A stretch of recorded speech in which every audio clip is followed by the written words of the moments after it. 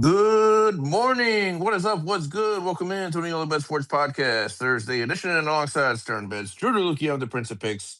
Got a great show lined up for you guys today. Of course, we've got the Major League Baseball in action. We've got Champions League qualifiers, Europa League qualifiers, Conference League qualifiers, tons of action going on the pitch. Of course, we've got the Leagues Cup tonight as well, and the return of the ASEAN Cup, which is our Far Eastern Asian international tournament that we've been cashing out on, is returning again tomorrow morning. So we'll definitely have some plays for that here as we get into the show.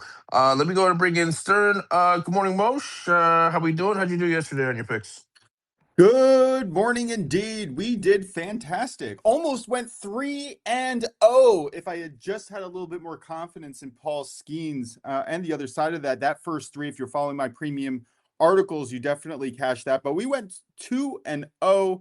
Fantastic day. Tigers, Mariners, no run first inning, sweat free. Angels, Orioles, first three under 2.5. 0 runs scored at the end of three. Also cashed sweat free. So good day. I believe it was a good day for the brand. Looking forward to what today brings. Drew, are you in yet? And how do you do yesterday?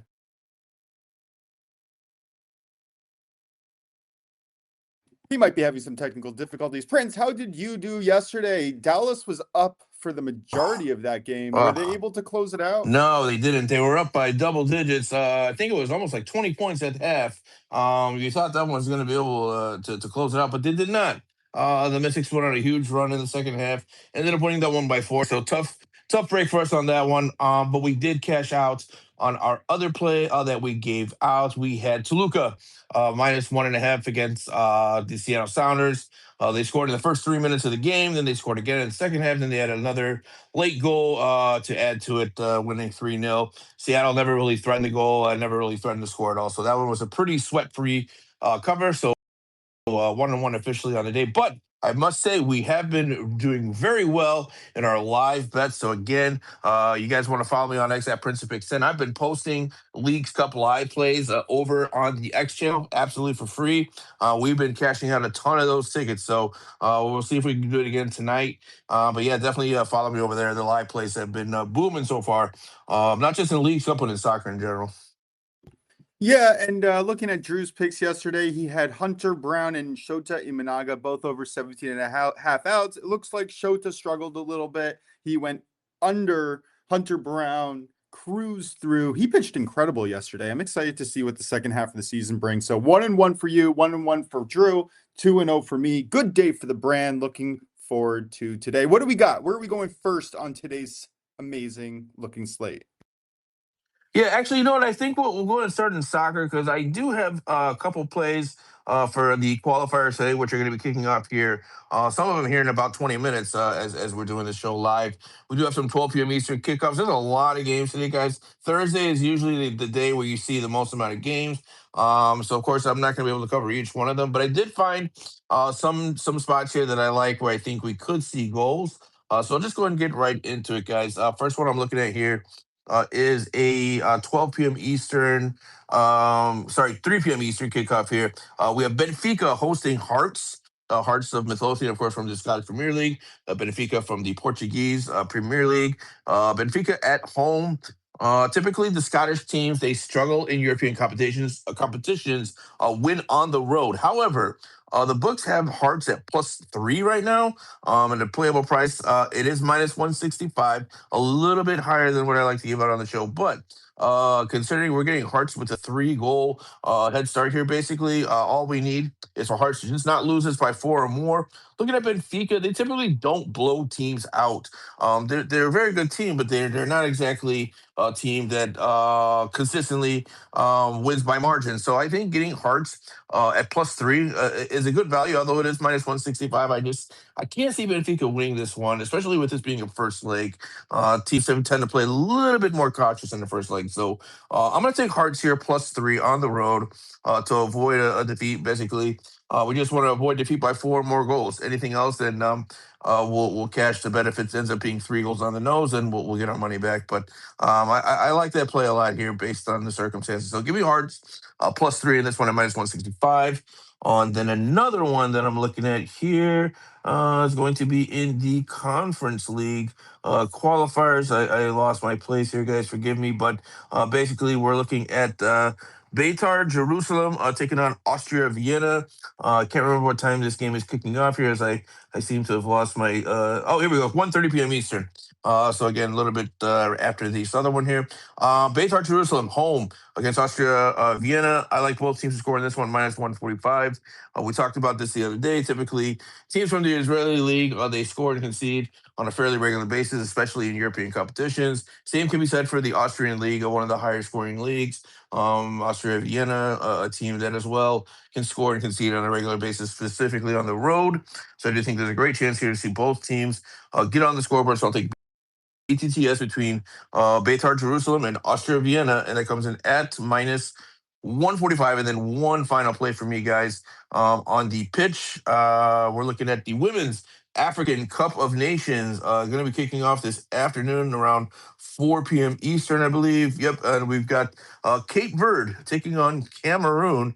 The only reason I'm attacking this game is because Cape Verde is in a must-win situation if they want to have any chance of potentially sneaking in and qualifying for the top 2 in this group. With that being said, I think that's going to lead to a wide open game here between these two teams, with Cape Verde chasing not only a win, but also chasing a goal differential, as they're currently sitting at -3 on the goal differential. So, everything being said here, if Cape Verde approaches this with the mentality of still having a chance, that means there should be a lot of goals in this one. So I'll take the over 2.5 goals.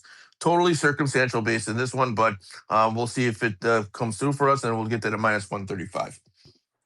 Absolutely love it. Completely on board. Looking forward to some great action today where we're going to have baseball alongside soccer, because what Yeah, are you going to do when you have all day baseball? and then one other comment I'm going to make is that you're going to have to give me a minute, but I do have plays for the ASEAN Cup tomorrow morning. But I'm looking for lines. So far, the book that I have only has line for one of the games. There's 2 games tomorrow, so I will go those out here on the show. It's just going to be a little bit. I'll probably give them out towards the end of the show. But you just got to give me a few minutes here to find these lines and get some plays on it. So just a little TBD. 100%. We could always tweet it out later. Which, by the way, speaking of tweeting out, Prince, I noticed that your messages right before game time here, you have like a happy Thursday, we are live, and then you have an awesome post every single morning. If you want to send me something so that I can post it out earlier, a little bit nicer than what I have been, please feel free. I just had a notes Microsoft, Word document basically on my computer, and I just copy and paste every single day. So if you can make that a little prettier, I would love to use your expertise, because I'm not so good at social media. Drew, are you with us? How you doing, buddy? Yeah, I'm here. We already recapped. We went 1-1. Hunter Brown looked fantastic, and excited to see what he can do in the second half of the season. Shota Imanaga, less so, but again, do expect some rosier horizons coming up. But what do we got in the MLB slate today? Where are you going, sir? I will say about Shota, which was very interesting, is that they took him out after 89 pitches when he was pitching pretty well going into 6. Like his previous starts, if you look at it, usually when he has 89 pitches, they let him go to 100 the next inning. But that's how it goes sometimes. But yeah, because Yeah, he what gave can up you one do? run, and that was the first bat of the game. Yeah, it happens. Also, they probably didn't want to risk it against a team like the Dodgers. All right, where are we going? Yeah, definitely. I'm going to go to a game, and we have a lot more earlier games, I feel like, than we do on Thursdays, which I'm not complaining. But speaking of early games, we're surprised. Usually the West Coast games play later, but this game's at 1:10 Pacific time, and then 4:10 Eastern time. We're going to the Tigers at the Mariners. We have Framber Valdez versus Bryce Miller. I like Bryce Miller under 17.5 outs. I think his overall thing is a little too projected, a little too high. I think this is, they say his average is around 5.2, but it's being outliered by quite a bit of 5.1 and 5.2 games and some 8 and 7 inning games. If you look at his last 4 starts alone, he has not covered this. And if you want to go deeper, if you want to go to his last 7 starts, he's only covered this once. So his last 7 starts, the under is 6-1. As overall, though, he hasn't been striking many people out relatively at all. His strikeout rate is a lot lower than it was at the beginning in the middle of the year. Because if you look at Minnesota against the Twins, he went 5.1 innings, and then against the Rangers, he went 5.1 innings, 5 earned runs, 0 strikeouts, and then against the Giants, 5.2 innings, 2 earned runs. He's been kind of all over the place. He's walked in the last 4 games alone. He's walked 8 batters, and that's not something that's like course sustainable. And he's not really somebody who disallows like hard contact as well. Because something that I also notice in here, and not just that, when I mentioned the walks, in his last 4 games, he's given up 5 home runs. So I think this is like really good value, and I think they're overcompensating for him because this Tigers team can hit. I know they're a younger team now, but they do have vets still on the team. They're a mixture of vets and younger people. Basically, most of them are homegrown that they drafted or built up. And I've been liking the shining of course, Max Clark coming into the lineup and Kevin McGonigal, how good he is, Riley Green, Carey, and so on. And I think they'll be able to be successful in this ballpark because if you look at the Tigers, also last game, the Tigers only scored 2 runs in the last game, but the first game of the series they won 8-0. So give me Bryce Miller on a 70.5 outs -110. Don't mind that at all. If you guys were watching the game yesterday on my premium channel, I had the Mariners -1.5. They were leading 3-0 going into the 8th inning. And then a couple batters got hit on both sides. So the Mariners pitcher just went straight for Cal Raleigh, hit him in the stomach, and both benches clear. Now, there was no actual fist fighting, but the first pitch from the Tigers coming out of that situation was a 2-run blast to put the game at 3-2. And I thought, my gosh, this pick is over. The Mariners are going to lose or win by just 1. I'm going to lose my bet. And first batter of the top of the 9th inning or bottom of the 8th, whatever it was, the Mariners hit another home run to make the score 4-2. That was so much fun. That was a lot. That was a big league moment. Made me feel like I was watching back in 2004, where you're not gonna throw at my guys and I'm not gonna retaliate. That was a lot of Yeah. fun. I do happen to think that this is a great pick. I would be careful. Bryce Miller at home has like a 1.43 or something ERA, but at the end of the day, the Tigers are, I believe, the best team on the road in early scoring. So it's definitely going to be a tough out for him. So something I will add too is I double checked is under this year there because they've been watching him because he did get injured last year. He's had some injuries, but his record this year for the under 70.5, he's only had 13 starts this year and they're 10-3, and he hasn't pitched 100 pitches once this year, and he's only pitched 90 pitches 5 times out of his 13 starts. So. It really is fascinating how they maneuver and how these amazing pitchers, it feels like they try to limit him to limit the damage because he does start off the game with an incredible opponent's average and then slowly creeps up as you go through the inning. So I do like this play. And honestly, the Tigers are one of those teams that I have been backing from the beginning. Very disappointed that they traded Skubal. I thought that they really had a chance this year, but what can you do? They're building for the future once again. But again, like I said before, they are number 1 in weighted run creation through the first 5 innings on the road, I believe. I have to double check, but I put out a play on them a few days ago, and that was my analysis. Oh, I'm later I going to want to talk go. about the Yeah. Brewers, the trade, but you can, of course, go ahead with your picks. Okay. Yeah, I'm interested to hear what you have to say. Nationals at Phillies. My gosh, is there a stronger smash spot for the Phillies in all of baseball? I'm pretty sure this is the most extreme spread of the entire MLB season.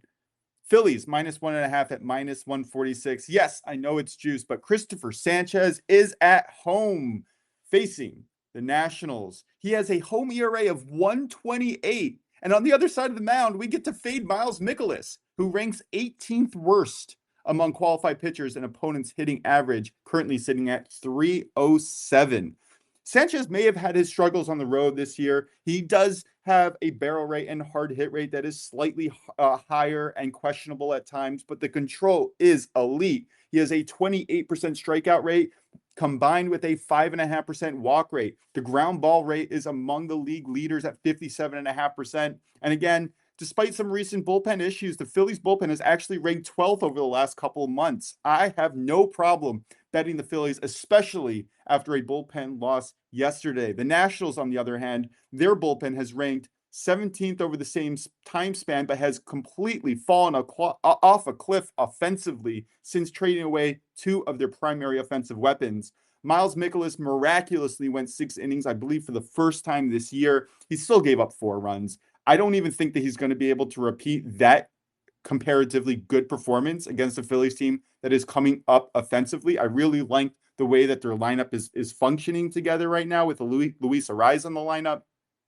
The underlying metrics are just terrible across the board for Mikolas. He has a clear pitch to contact profile, but batters are having a barrel rate of 9.5% to a hard hit rate at over 43%. Again, I know the juice isn't pretty, but I only see the juice getting worse, not better, before the game. And I think the public is going to latch on to Philly. And I would bet the Phillies in every way that you can. I sprinkled on them to win by the end of the 5th inning. I sprinkled on them to no bats in the 9th inning. This is just a team that you should definitely be on in some way, somehow today. Prince or Drew, sorry. Any thoughts on that game? And then I'll go to Prince for his reaction. Yeah, I definitely have thoughts on that game because Painter, I know went like 40 yesterday, but they had like an 11 or 12 inning game to where after Painter went 4 innings, they used 8 different relievers. So I expect Sanchez to at least go 7 or 8 innings, regardless of the outcome. They're going to have push Sanchez to at least 100 plus pitches, and he's a very efficient pitcher. So I expect the Phillies to ride him. Yeah, I tend to agree with that. They're probably going to want to save their bullpen, which has been overtaxed just a little bit lately. But I think that this is a really good spot, and Sanchez should be mowing down those Nationals, that Nationals lineup, which is just such a shame. They ranked first, at least top 3, but first for so much of the season and weighted run creation, and then you just trade, Luis Garcia and forget off the top of my head who else they traded, but they traded like 2 out of their top 3 or 4 hitters I think in Curtis the middle Mead. of their lineup. Yeah, I just such a brutal feeling for the Nationals. And sometimes right after these trades, the team kind of comes together and plays really well. Eventually, though, that comes back to earth, and I think that's going to start now. I think the Nationals, combined with their really not great bullpen, is going to struggle in the second half of the season here. Prince, any thoughts on Miles Mikolas plus Christopher Sanchez Day? No thoughts for me. I agree with what you guys said. I do have a correction to make on one of my picks that I gave out. I'll let you guys finish this segment up, and then I'll get into that. Sure, no problem. I did want to mention I don't normally always give out my premium plays, but today it just had such a nice little ring to it. I have 3 first inning plays and 3 first 7 team totals. I'm just going to go through it really quickly for our live listeners. Marlins Brave, yes, run first inning. Mets Guardians, no run first inning. Blue Jays Cubs, no run first inning. And now the next 3 teams, I'm betting the first 7 team total over 3.5. They're all priced at around -120 to -145. I like the Orioles, Red Sox, and Braves today. I think that they're all excellent shots to score multiple runs. Drew, any thoughts on any of those 6 games that I just mentioned? Just to give you guys a taste of what that premium article Oh, is going to what were look the like. games real quick again? Sorry. Marlins Braves, yes, run first inning, and then the no run first inning in Mets Guardians and Blue Jays Cubs, and then the first 7 team total over 3.5 in the Orioles, Red Sox, and Braves game. Oh yeah, I like your Blue Jays Cubs one, especially with Cease and Peterson on the mound. I expect good things from Cease in Chicago, especially. Yeah, I like those from what you said, especially the Braves one. You said yes, first run. Yeah, Jansen Junk versus Martin Perez. Yeah. Yeah, that they're both their xFIPs and Sierras in the first inning is well above 4, which is just very not league average. League average, I believe, is currently sitting at 3.8. Anything beyond 4 is not something that you want to back. Yeah, this is just it's going to be a really fun day. I did have a comment and it just slipped my head, so we can just keep moving on. Oh yeah, David Peterson for making his Cubs debut. Normally, I wouldn't really like betting someone coming onto a new team in the middle of the season, but he's been really good lately. And I believe I looked it up. He's a righty, and I think that the Blue Jays bat are ranked 28th in the first inning against right-handed pitchers. So definitely something to keep an eye out. If he's a lefty, then it's the same stat on the left-hand side. It's just coming off my memory. I was working late last night. Oh, All he's right. already pitched for the Cubs for a while now. Oh, he did. Sorry about that. Yeah. Either way, still holds true. He is in a good groove, and the Blue Jays do not hit him very well. All right, that was our MLB segment. Prince, any thoughts or any questions? No, but let me go ahead and make this correction here with one of my Yep. picks I gave out earlier, guys. We're looking at the Women's African Cup. I was talking about the game between Cape Verde and Cameroon. My apologies, I misread this table. Cape Verde do not have a chance to qualify, so I actually don't like that play any more than I gave out. Actually, you have two teams here with virtually nothing to play. If anything, like talking about Cameroon and Cape Verde, if Cameroon draw, they'll win the group. So if anything, you might see even a lower scoring game, guys. So apologies on that one. If you already placed a bet, I would cash it out. But I'm going to stay away from that one entirely. So cancel the Cape Verde and Cameroon over 2.5 bet. I don't like that one anymore with the way the table is set up. But one play that I would look at live, I'm not looking at it pre-match, but Ghana taking on Mali, that's also in the same group. That game has everything to play for. Ghana, with a win or a draw, they will advance. Mali is in a must-win situation. So I would say if you see a tie score, maybe in the second half, start looking at some plays, maybe for goals or, because Mali at some point is going to have to push for that goal. Either they score or they concede. On a counterattack. So maybe some live betting opportunities there between Ghana and Mali. But again, cancel the bet between Cameroon and Cape Verde. My mistake, guys. Apologies. I misread the table, so I don't like that one anymore. And then I got to give a shout out real quick while we're on this Women's African Cup. Shout out to Malawi, their first ever qualification to the WAFCON. Not only did they qualify for this tournament, but they won their group. They beat out the heavy favorites Nigeria, 10-time champions Nigeria, finished atop of the group ahead of them. So congrats to Malawi and any fans out there from the little country of Malawi. Quite an impressive feat for them in their very first WAFCON to win the group and advance to the quarterfinals. And condolences to Zambia, one of the few teams that finished with 2 wins in their group and did not qualify. That rarely happens. In this type of format, you usually when you get 2 wins, you're an automatic lock. But because of the competitive of this group, they just unfortunately just missed out. So condolences to Zambia on that one again. And any African Cup fans out there who might be listening, I know we have a pretty wide range of audiences, especially internationally. So there might be some WAFCON fans out there who would appreciate this analysis. So just wanted to give those shout outs and condolences out there. Definitely appreciate it. While I go try to avoid that bet over on Bet365, Drew, you mentioned that you had a trade from the Brewers that you wanted to talk about a little bit. Giving you the floor. Yeah, so apparently it got released of what the Brewers asked for Scooble, and it was a lot better than the Dodgers. What they happened to ask, they were willing to give their second, fourth, and fifth prospect, one of the highest coveted prospects, Luis Pena, they were offering, and then Jet Williams, who they got from the Mets, and then another guy, I forgot how to pronounce his full name. The biggest issue, the Tigers wanted a pitcher in it, and then they asked for Logan Henderson, which is basically a slap to the face. But then they rather, I guess, get from the Dodgers, River Ryan, who's in the minor leagues forever, and he's like 28 years old, 100% improving, while Logan Henderson's a proven player. But the Brewers offered the house higher rated prospects overall, and the Tigers still kind of declined it. They don't want any of their prospect pitchers. So it's one of those things where we're wondering if the Brewers did offer and what they offered. And it turns out, made me happy, the Brewers did offer a better package. And it makes it very suspicious. in this case. I think it's reasonable for the Tigers to want a starting pitcher back. I agree that getting the prospect from the Dodgers probably wasn't the best deal available. I mentioned this the other day.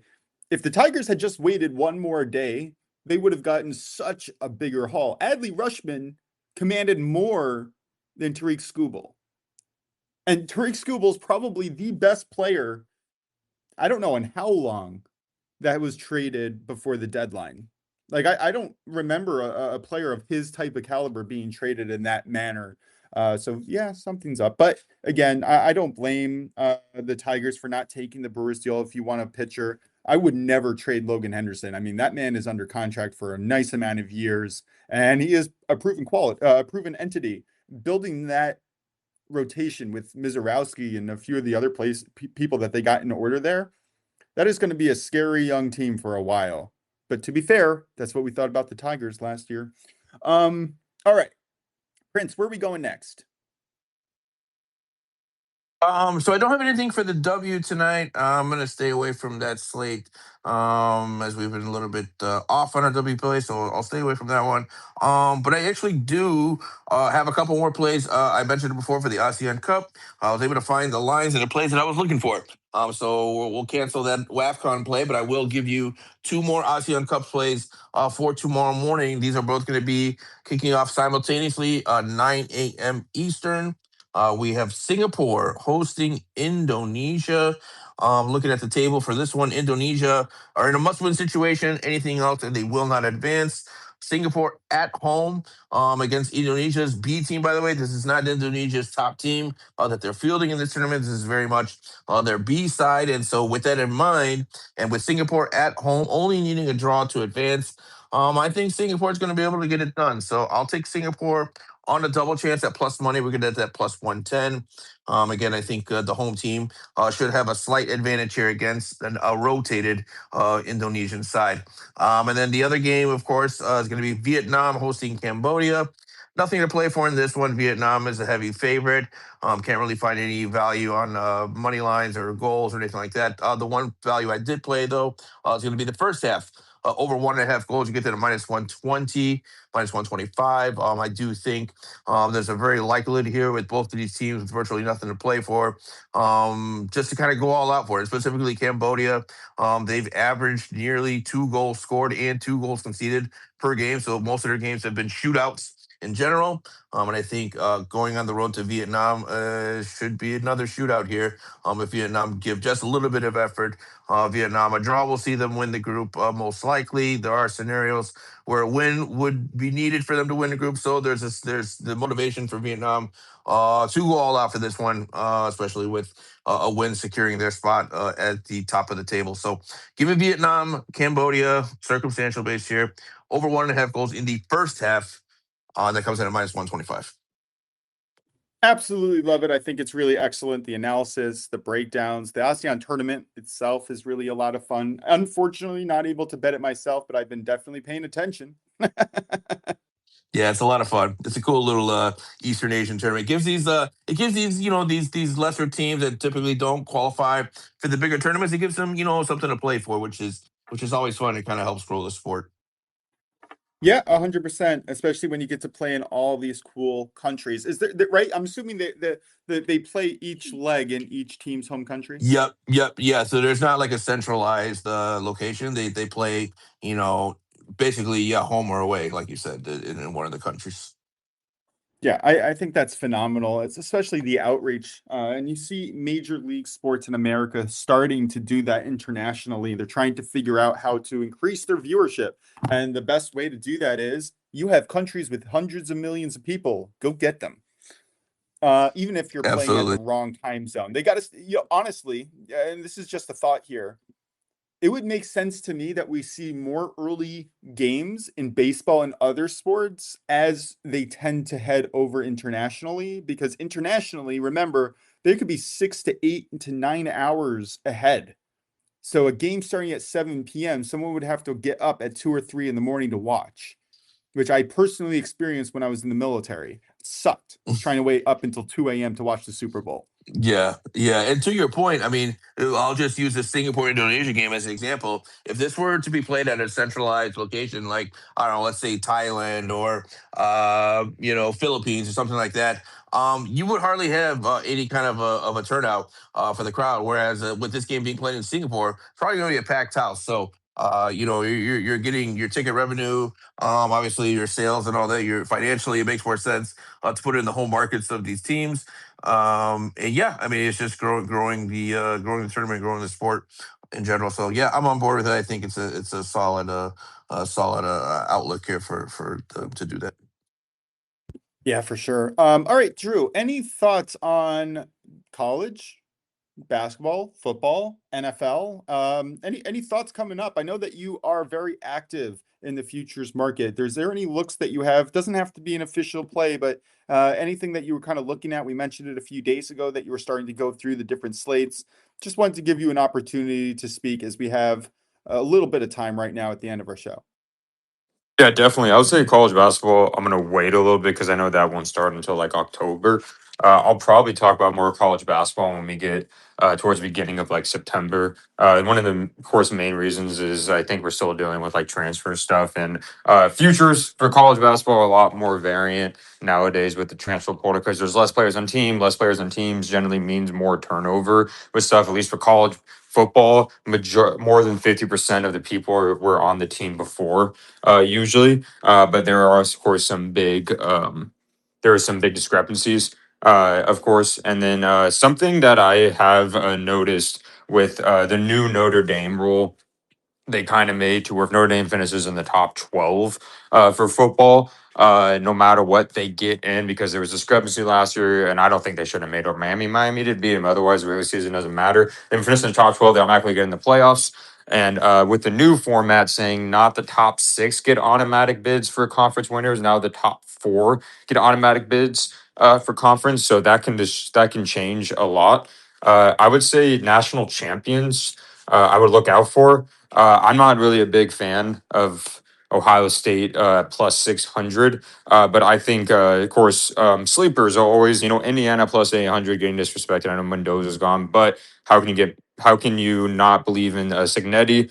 And then Oregon at plus 750, who they might have one of the best quarterbacks who was pro ready, in like my opinion in that case. And then a team that I think will digress a lot and possibly not make the playoffs is Alabama. I think the SEC is too stacked. I think there's better teams in the SEC.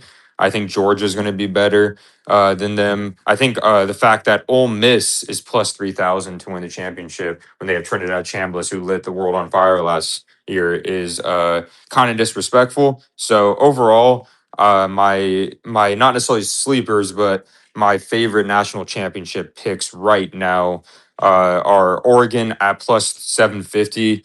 And then I also do like Indiana at plus 800. And then if you're a Georgia fan, I think they're kind of flying under the radar. They're going to still get the recruits, the transfer porters, because you can always believe in Kirby Smart in that case. He's one of the few old school coaches that was able to adjust to the transfer portal because we saw Nick Saban left because he didn't want to do that. Dabo's been struggling with that because he doesn't believe in the transfer portal as much. So if you have any questions for me about certain teams, you can let me know. I think your thought on Ole Miss is very sharp. I think that is way too high of a number for a team that, I mean, offensively they had it. If they just improve their defense a little bit, I feel like that could be really competitive. I like that look a lot. I guess that's my kind of feeling on what Yeah. you just Oh, said. and LSU, if you believe in, of course, Lane Kiffin, and I'm a big fan of Lane Kiffin. I know people don't like him leaving, but LSU at plus 1,800. If you think he's going to change the organization around, I was never the biggest fan of Brian Kelly, so I didn't really like him there. We saw his woes at like Notre Dame and such. So yeah, I just like Ohio State and Notre Dame at the top of plus 650. I know Ohio State won a couple of years ago, but we've seen in the Ryan Day era, he's underachieved with the roster he's had significantly. And he is a good coach, but I don't think he's as great as people make him out to be. Interesting. Yeah, definitely a lot to look forward to. How long in college football? I guess it's changing now with the transfer portal and the NIL deals and all that, but how long does it take to really change a culture. Like I know in the NFL, it's not overnight. A new coach, a new, person comes in. It's not year one, sure, you see their effect, but it's really year 2 and 3 where they start to figure out the system, and then year 3 and 4 is really where they start to get into it. Is it similar in college, or is it just such a crapshoot because of the amount of transfers and talent moving around that it's hard to build that consistency on most teams? Yeah, so it does take a little bit to change a culture. Also, actually can be. This is where transfer portal helps. It can be easier to change a culture with the transfer portal because you can get better players rather than having to develop and recruit like from the ground up. Of course, recruiting takes a big part to change the culture. But now that, hey, like Dion, for example, Dion changed the culture by getting like 40 plus different crews. I know he's not going to the playoffs of Colorado. Colorado had like one win when he before he came, and then they ended up getting like 7 or 8 wins. So, and then we saw it with Michigan with Harbaugh. Like Michigan was like bottom feeders, and then he got him back to a powerhouse. So I think it usually will take like a year. Or two, depends how great the coach is. I think Lane Kiffin, I expect from him, this is the biggest example of a coach moving to a different team. I expect LSU to have a chance to make the playoffs, but you'll see the biggest jump with him with Lane Kiffin's like transfer people that are coming from Ole Miss probably, and his recruits will be in year 2. Yeah, that's kind of my feeling. I was going to say, if you think that LSU is going to be competitive this year, I wouldn't bet them this year. I would bet them next year. That's kind of what I did with Michigan the other year. Still waiting for them. But yeah, I'm on board. I think it's going to be a fascinating season, and we're how many weeks away? 5? Actually, less. I think we're 3 weeks away. Oh my Yeah. goodness. Cannot wait for those picks to start filtering on the show. I built a new model for college football this year, so I'm excited to start giving out those plays as well. A lot happening. Very exciting. We are literally coming up on the most exciting part of the season. We had the sports equinox of the spring, right? Where we had NHL, well, maybe it's the winter, NHL and NBA, MLB, and a bunch of other sports. Now we're going to go into the NFL and MLB, and then, the rest of the major league sports kind of coming in into the fall. Cannot wait for that. I think the Hall of Fame games this Prince. week, right? Oh, sorry. Tonight. Yes, it is. Oh, I tonight. do have a Tonight. lean It's in that tonight. game. Yes, tonight. Yes, it is. I do have a lean on Cincinnati. If you guys are interested, not my play. I think whose play was that? I believe it was this guy named White. I'm trying to RJ White, if I'm not mistaken. Anyway, he is a college football expert through the sports line, and he gives out really sharp football plays, college football plays. That's who I normally follow. And yeah, he does have Cincinnati on the money line at plus 105, which is where I took it. I'm not really sure where the line is right now, but if you wanted, the line is so close that you can use boosts, hedge on both sides, and maybe pick up 10 or 15 bucks no matter who wins. Might be looking into that a little bit later today.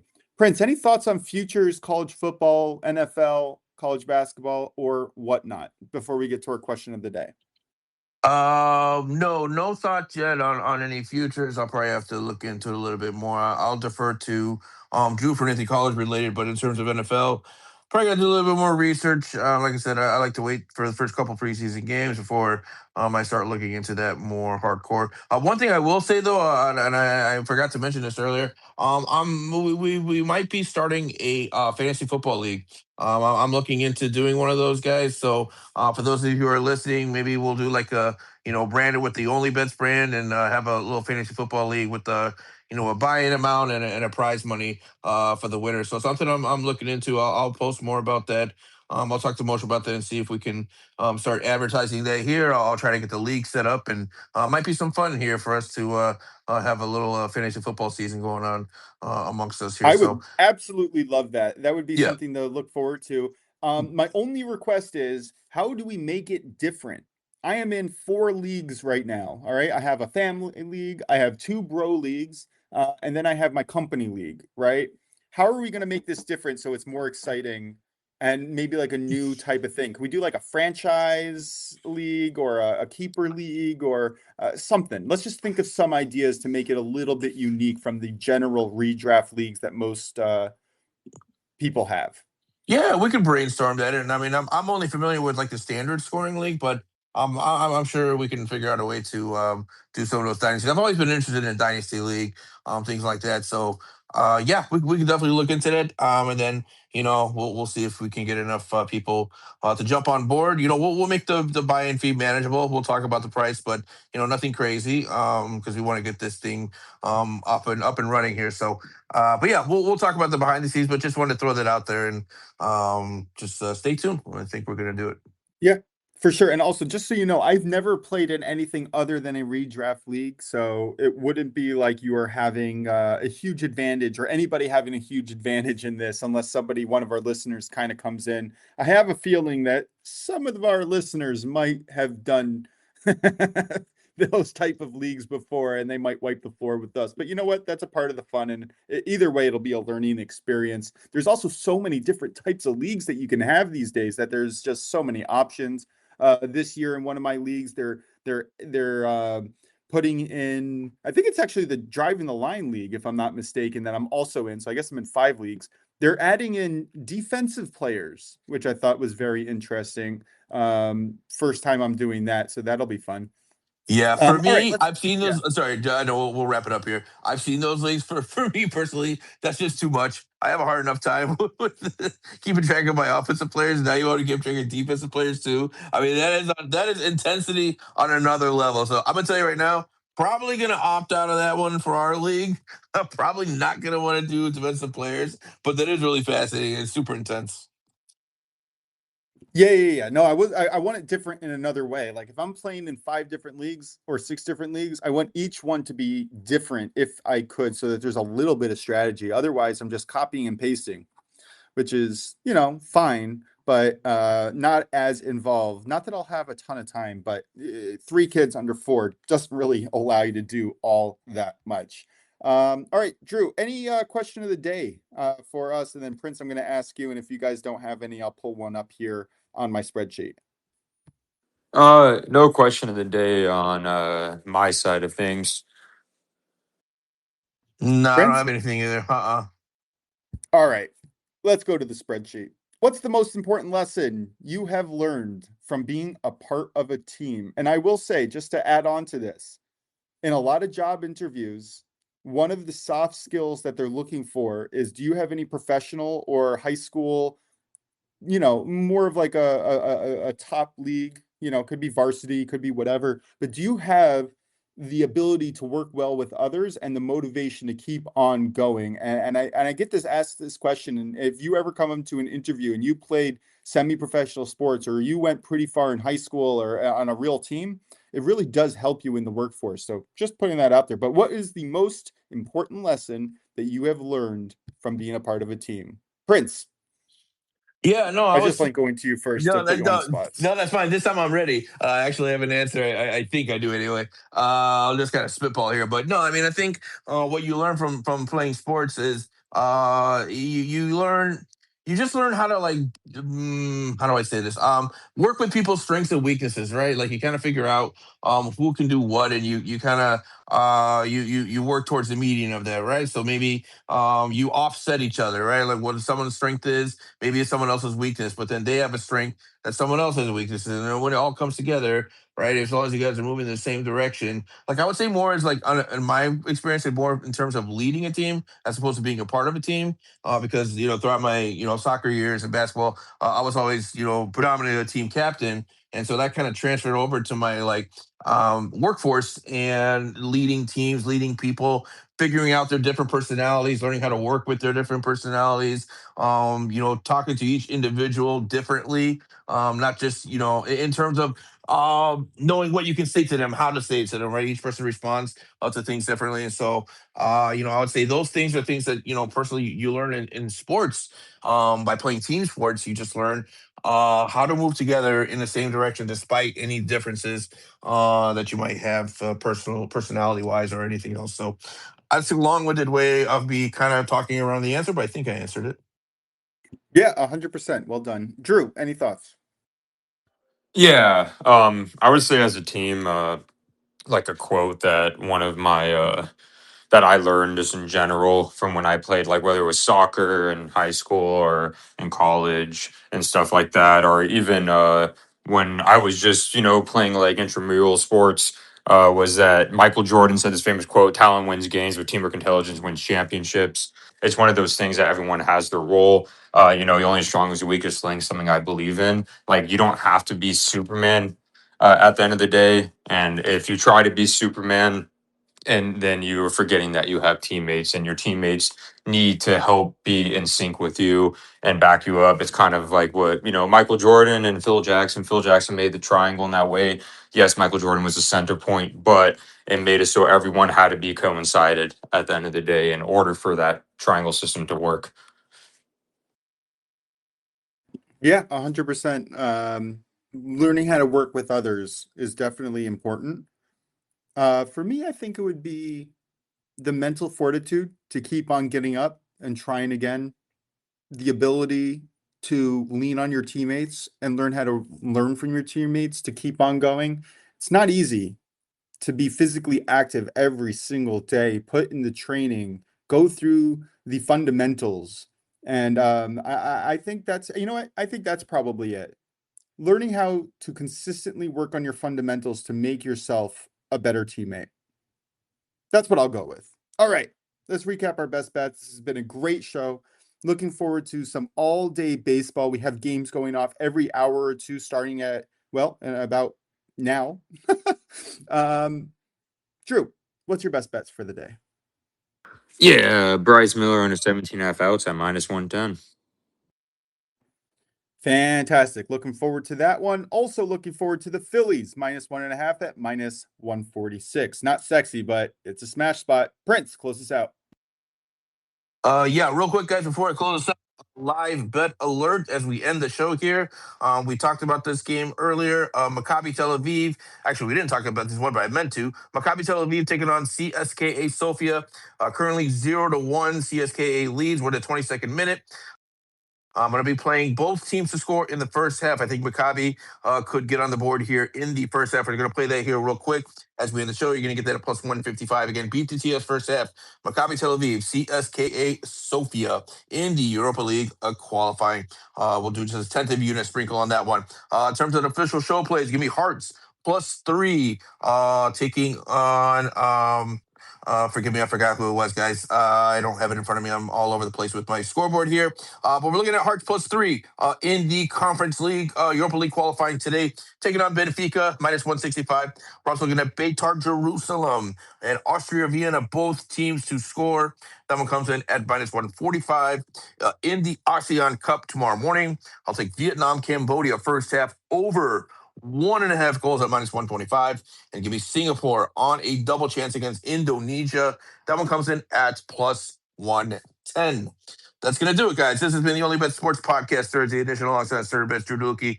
I'm the Prince of Picks. Let's cash out these tickets. Have a great afternoon. We'll be back again tomorrow live at 11:30 a.m. Eastern at OnlyBets Podcast. And until then, we will definitely talk to you all soon. Thanks.